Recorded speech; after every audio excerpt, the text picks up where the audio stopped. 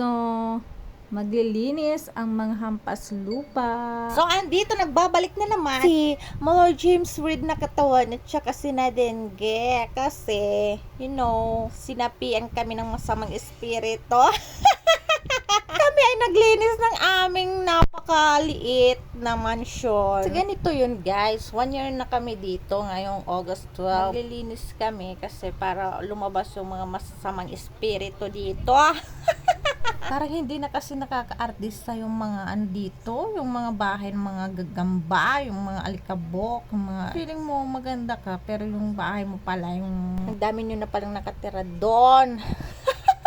Kala mo nag-iisa ka lang, or ay dalawa pala kami. Dito pala si Nadenge. Yung misis kong sarap magluto, mga Japanese foods. Kaso hindi siya nagbibideo kasi hindi siya marunong, guys. Meron pa lang siyang ginawa nung kagabi, guys. Gumawa siya ng sushi, guys. Sobrang sarap. Ipapakita ko yung picture ng sushi, guys, sa dulo ng video ito. Kasi sobrang sarap niya, guys. Sana sa susunod ng mga panahon maging business namin yan, diba? Kasi ang sarap ng mga luto ni Nadenge, guys. Ako lang yung nakakatikim. So maswerte talaga. Back to work na nga, guys. Ayan o. Ayan, kinakat ko yung mga picture ni Nadenge, guys. Kasi ayaw niya magpakita, guys. Sabi niya, ikat mo yung mga nakatalikod lang. Kasi naman, guys, ayan, magja-jogging na, mag-workout na daw siya. Magja-jogging daw siya papunta sa bakery. Ayun ako talaga itong si Nadenge.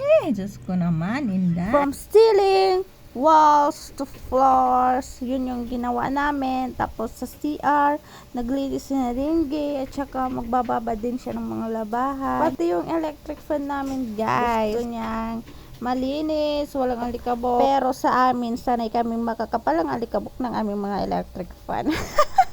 Sa kanila lang ako nagulat na halos every week nililinisan yung electric fan. Pero sa amin, every 10 years.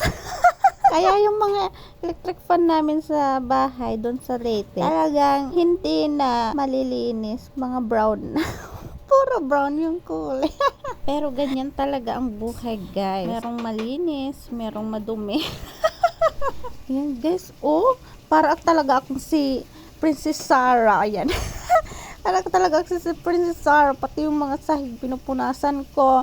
Guys, kaya wag nyo sabihin hayahayang buhay namin dito sa Makati City Jail. Ang ganda ng buhay namin. Wala kaming hirap. Puro sarap.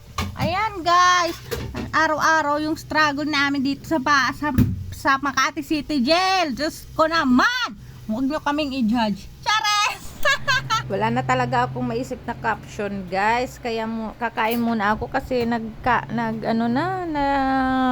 ready na yung lamesa namin, guys. Kaya kakain muna si Mala James Reid at Nadenge na katawan para naman malaman na ng utak ko. Diyos ko naman, ito.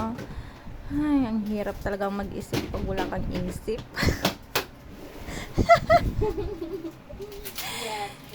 Wow, talaga, Nadenge. Ay, bakit yan yung ginagamit mong baso? Wala po, may mantika po. Diba,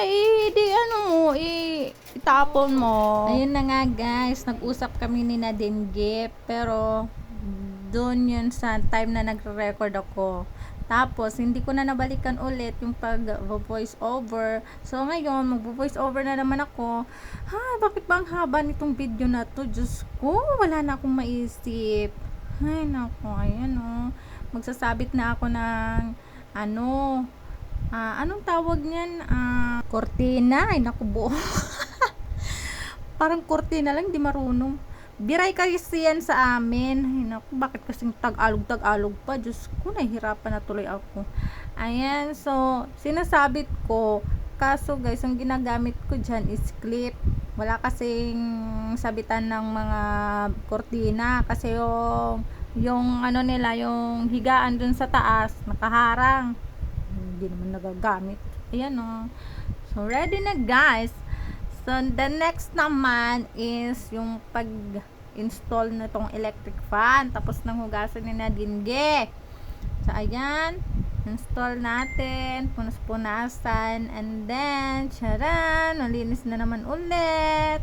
Tapos next week, tapos huhugasan na naman next week. Ay, naku. Diyos ko, mahabagin. Hindi talaga sanay si James Reid na katawan sa malinis na electric fan. Yan.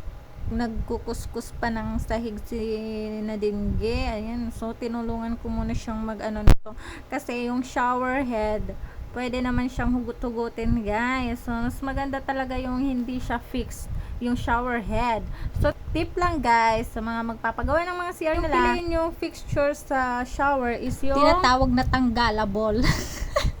Para, pwede nyong gamitin panlinis, ayan, para hindi na kayo gumamit ng tabo. So, ayan, may tips na kayong nakuha kay James Reid ng katawan. Bye guys! Yan guys, nakalimutan ko pala, i-insert ko pala tong Japanese foods. Bye again!